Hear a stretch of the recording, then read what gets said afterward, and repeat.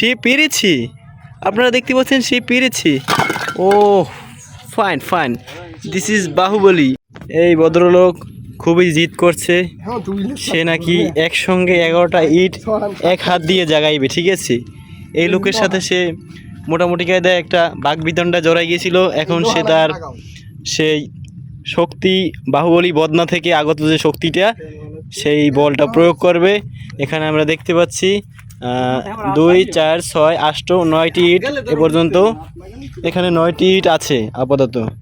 সে আরও 2টি ইট উঠাইছে, কিন্তু তার আরএফএলের টাওয়ারটা ভেঙে যাওয়ার মতো পালা। এখন মোট 11টি ইট এখানে আছে। আমরা দেখব সে কি পারবে, সে কি পারবে এই 11টি ইট একসঙ্গে জাগাইতে। আজকের ওয়েদারটা খুবই সুন্দর, মনোরম পরিবেশ, বৃষ্টি নেই বললেই চলে।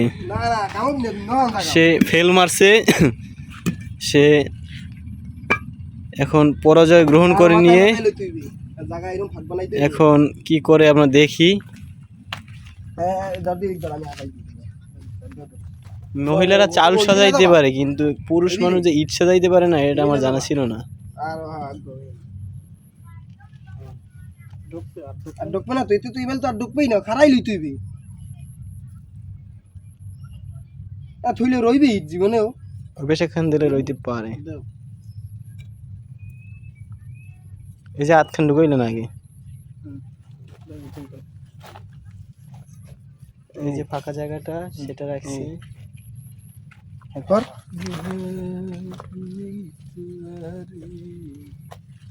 রাইছিল ধরন লাগে, সে কি পারবে? 2, 4, 6, 8 হানা এখানে আনেছি। আর 2টি ইট দিলেই 11টি ইট হয়তো জাগাইতে পারবে, কিন্তু বিষয় হলো হাত পায়ে পড়ে যদি ব্যথা পায়, সেইটা একটা দুঃখজনক বিষয় হইবে। তাই সেফটি ব্যবহার করুন, আগেই সতর্ক থাকুন।